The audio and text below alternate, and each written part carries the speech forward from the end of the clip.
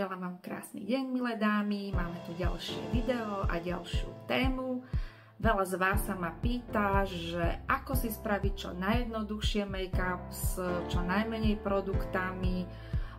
Nepotrebujete a nechcete ani neradi používate, to už je rôzne štece, takže skúsime si dnes niečo ukázať, čo si spravíme z bežných takých produktov, čo máme v kabelke vždy, väčšina.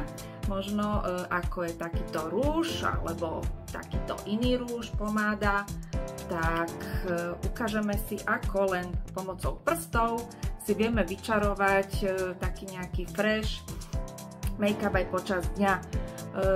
Ja mám takú pleť zatiaľ pripravenú, dala som si klasické hydratačné telové mlieko alebo krém, mám na sebe make-up a teraz už len tak ukážeme si, ako si tie líčka trošku spraviť také, aby boli a vyzerali pekne a sviežo. Pozrite. Na to môže byť aj kľudne takýto rúž, ktorý máte bežne a takýmto pohybom dáte si zo pár takýchto kvapiek a len pekne prstom skúsite to takýmto pohybom pekne rozpracovať.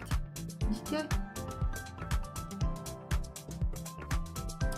Nanesiete si to, ukážem vám to takto, približne v takejto vzdialenosti alebo v takomto rozsahu. Ťaháte to smerom tuto k uchu, k spánkom a len takýmto klepkavým pohybom pekne zapracujete do pokožky.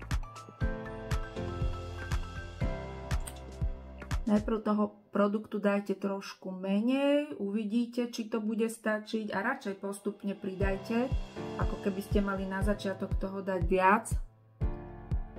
Takže zoberte si čistý prst a ešte tým čistým prstom trošku toto poťupkajte a tiež smerom k tým spánkom. Ťahajte to týmto smerom takto hore. A ak máte možno, že aj trošku nejaký iný v kabelke ružový, kľudne nebojte sa toho, môžete ešte pridať sem aj trošku z takého ružovkastého.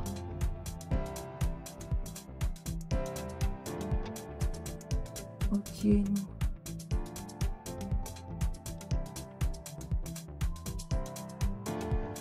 A hneď je tá pleť alebo tvár sviežejšia.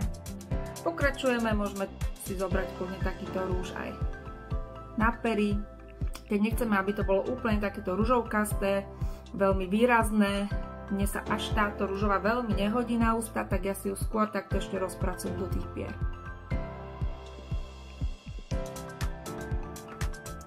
Ono je to fajn, keď nemáte že úplne ideálny tvar tej pery, že niekto má väčšiu, menšiu tú peru, tak možno, že je lepšie pre vás aj ten rúž si takto len prstom,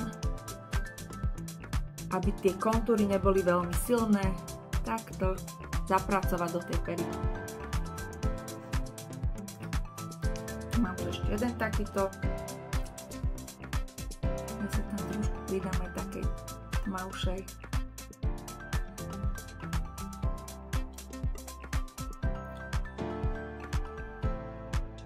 Hneď je to také sviežejšie. Takže a efekt máme hotový s jednoduchými produktami.